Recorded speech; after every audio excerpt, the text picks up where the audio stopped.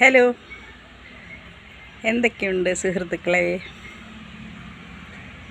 ഞാനിന്ന് വെറുതെ നിങ്ങളോട് കൂട്ടാൻ കൂടാമെന്ന് ഓർക്കുന്ന വിഷയം നമ്മുടെ വ്യക്തിത്വത്തിലെ വിവിധങ്ങളായ ഭാവങ്ങളെക്കുറിച്ച് വെറുതെ ഞാനിങ്ങനെ ചിന്തിച്ചു.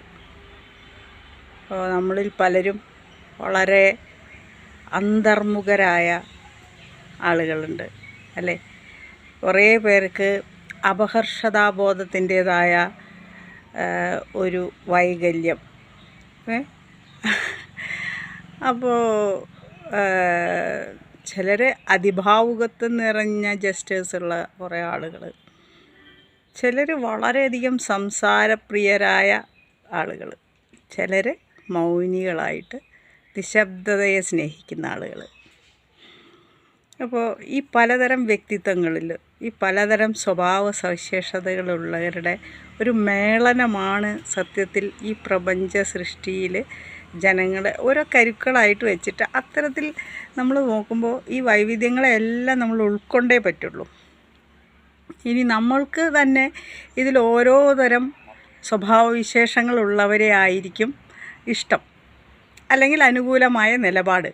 പക്ഷേ അതിനർത്ഥം മറ്റുള്ളവർക്ക് ഈ ലോകത്ത് എല്ലാ സ്വാതന്ത്ര്യത്തോടും കൂടി അവരുടെ ഇഷ്ടത്തിന് ജീവിക്കാൻ അനുവാദമില്ല എന്നല്ലല്ലോ. അപ്പോൾ ഈ സ്വാംശീകരണ തന്ത്രം നമ്മുടെ മനസ്സ് ഏതിനോട് അടുക്കുന്നു എന്നതിരിക്കുന്നത് നമ്മുടെ വ്യക്തിപരമായ ചില ഇഷ്ടങ്ങളും അനിഷ്ടങ്ങളും ബേസ് ചെയ്തിട്ടാണ്. അപ്പോൾ അതിനെ നമ്മൾ എങ്ങനെ സമഞ്ജസപ്പെടുത്തി കൊണ്ടുപോകണം എന്നാണ് ഞാൻ എപ്പോഴും ചിന്തിക്കാറ്. അപ്പോൾ ചിലരിപ്പോൾ കുറേ സംസാരിക്കുന്ന ആളുകൾക്ക് സംസാരിക്കാതെ ഇരുന്നാൽ അവർക്കൊരു തൃപ്തി ഉണ്ടാവില്ല.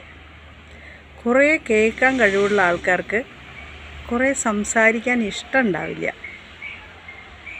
പിന്നെ ഒരുപാട് വിവരമുള്ള ആളുകൾ, അറിവുള്ള ആളുകൾ, അവർ മാത്രം സംസാരിച്ചുകൊണ്ടിരിക്കുന്നു എന്ന് വിചാരിക്കരുത്. ഒരുപാട് അറിവുള്ള ആളുകളും നിശബ്ദമായി കാര്യങ്ങളെ പഠിക്കുകയും അവതരിപ്പിക്കുകയും അവരവതരിപ്പിക്കുന്ന മാധ്യമം വേറെയായിരിക്കും. ചിലപ്പോൾ എഴുത്തിൻ്റെ മാധ്യമങ്ങളിലൂടെയൊക്കെ ആയിരിക്കും. അപ്പോൾ ഞാൻ ആലോചിക്കും, ഈ സുകുമാർ അഴീക്കോട് സാറിനെ പോലെയുള്ള ആളുകളൊക്കെ വാഗ്മികളായ ആളുകൾ, അവർ സംസാരിച്ചുകൊണ്ട് തന്നെയാണ് അവരിലുള്ള അറിവിനെ പുറത്തേക്ക് കൊണ്ടുവരുന്നത് അല്ലേ? അതേസമയം എഴുതുന്ന ആളുകൾ അവരിലുള്ള കഴിവിനെയും അറിവിനെയും എഴുത്തിൻ്റെ ഭാഷയിൽ പ്രതിഫലിപ്പിക്കുന്നു. അപ്പോൾ ഏത് തരത്തിൽ നോക്കിയാലും നമ്മുടെ വ്യക്തികളുടെ ബഹുവർണ്ണങ്ങളായ ഭാവങ്ങളെ നമ്മൾ സഹജീവികൾ സ്വാംശീകരിക്കേണ്ടത്, അല്ലെങ്കിൽ ഉൾക്കൊള്ളേണ്ടത്, അല്ലെങ്കിൽ അംഗീകരിച്ച് കൊടുക്കേണ്ടത് ഒക്കെ ഒരു പരിധിവരെ ആവശ്യമാണ്. ഒന്നിൽ നിന്നും ഇത് ശരിയല്ല അത് ശരിയല്ല എന്ന് പറഞ്ഞിട്ട് ഓരോരുത്തർക്കും ജീവിക്കാനുള്ള ഇഷ്ടങ്ങളെ, വകതിരിവുകളെ നമ്മൾ ലോപം ചെയ്തു പോകുന്നത് ശരിയല്ല എന്നാണ് എൻ്റെ വിനീതമായ ഒരു അപേക്ഷ. അങ്ങനെ ഞാൻ എന്തുകൊണ്ട് പറയുന്നു എന്നോർത്താലേ, ഞാൻ ഇങ്ങനെ ജനങ്ങളുമായിട്ട് ഇടപെടുമ്പോൾ നമ്മുടെ ചുറ്റുമുള്ള വളരെ കുറഞ്ഞ സമൂഹമായിട്ടേ എനിക്കൊക്കെ ബന്ധമുള്ളൂ കേട്ടോ, എങ്കിലും അവരുമായിട്ട് ഇടപെടുമ്പോൾ ഞാൻ മനസ്സിലാക്കുന്നതാണിത്.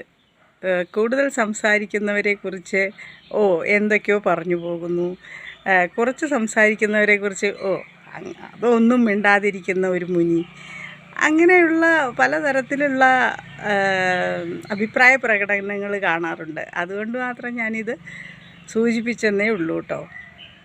എങ്ങനെയായിരുന്നാലും നമ്മൾ അനാവശ്യമായ ഇടപെടലുകൾ സമൂഹത്തിലെ ഏത് വ്യക്തികളുടെ ജീവിതത്തിലായാലും, അല്ലെങ്കിൽ അവരുടെ സ്വഭാവ സവിശേഷതകളിലായാലും, അവരുടെ വ്യക്തിത്വത്തിലായാലും അഭിപ്രായ പ്രകടനങ്ങൾ നടത്തുമ്പോൾ മാത്രം ഒന്ന് അവധാനതയോടെ ശ്രദ്ധിക്കണമെന്ന് എനിക്ക് തോന്നാറുണ്ട്. കാരണം എപ്പോഴും നമ്മൾ ഇപ്പോൾ സോഷ്യൽ മീഡിയയിലൊക്കെ കാണാം, എന്ത് പറഞ്ഞാലും അനാവശ്യമായ ഇടപെട്ട് അഭിപ്രായ പ്രകടനം നടത്തി വ്യക്തിഹത്യ നടത്തി അങ്ങ് ആളാവാൻ നോക്കൽ.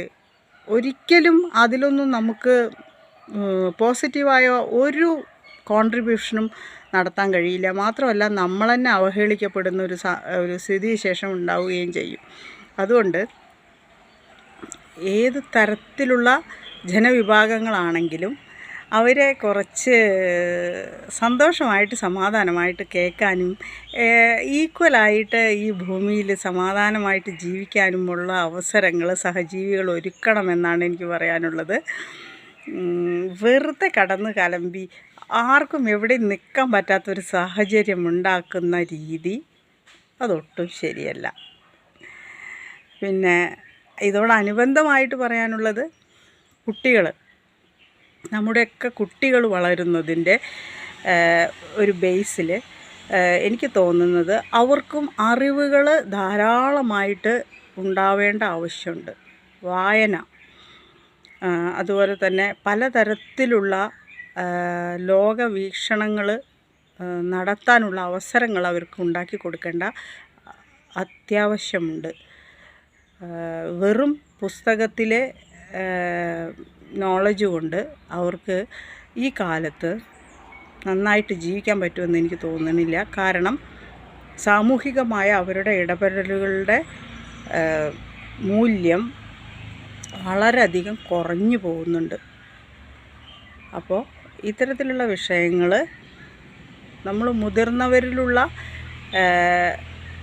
ഈ വ്യക്തിത്വത്തിൽ ഞാൻ പറഞ്ഞ പല ഘടകങ്ങൾ പോലെ തന്നെ കുട്ടികളിലും ഉണ്ടാവും. അപ്പോൾ അവരെ ഒരുപാട് നല്ല നിലയിലേക്ക് മാറ്റിയെടുത്ത് കൊണ്ടുവരുവാൻ നമ്മൾ മാതാപിതാക്കളും അധ്യാപകരും പൊതുസമൂഹവും ശ്രമിക്കുകയാണെങ്കിൽ ഇനി വളർന്നു വരുന്ന തലമുറ സംശുദ്ധമായ ഒരു തലമുറ വളർന്നു വരാനുള്ള സാധ്യതയുണ്ട്. അവരന്തർമുഖരാണെങ്കിൽ അവരെ ആ ചട്ടക്കൂട് പൊളിച്ച് അപ്പുറത്തോട് പൊളിച്ച് പുറത്തേക്ക് വരാനുള്ള ഒരു സാഹചര്യം ഉണ്ടാക്കി കൊടുക്കുക. നേരിട്ട് ജനങ്ങളെ അഭിമുഖീകരിക്കാനുള്ള വിഷമങ്ങളുള്ളവരെ അതിൽ നിന്നൊക്കെ മാറ്റിയെടുക്കുക. അപ്പോൾ പലതരത്തിലുള്ള വ്യക്തിത്വ വൈകല്യങ്ങളെ നമ്മൾ ശ്രമഫലമായിട്ട് മാറ്റിയെടുത്തിട്ട് എല്ലാവർക്കും സന്തോഷമായി ജീവിക്കാനുള്ള ഒരു പ്രതലം ഇവിടെ പരസ്പര സഹകരണത്തോടെ ഉണ്ടാക്കിയെടുക്കാൻ നമ്മൾ നോക്കുക. ഈ വിഷയം അല്പം അരസികമായിട്ട് നിങ്ങൾക്ക് തോന്നാം, എന്നാലും എനിക്ക് നിങ്ങളോട് എന്തും പറയാമെന്നുള്ള ഒരു ആശ്വാസത്തിൻ്റെ പുറത്ത് ഞാൻ ഈ ടോപ്പിക് എടുത്തുന്നേ ഉള്ളൂ. ഇഷ്ടമുള്ളവർ കേൾക്കുക, ഇഷ്ടപ്പെട്ടാൽ ലൈക്ക് ചെയ്യുക, കമൻറ്റ് ചെയ്യുക.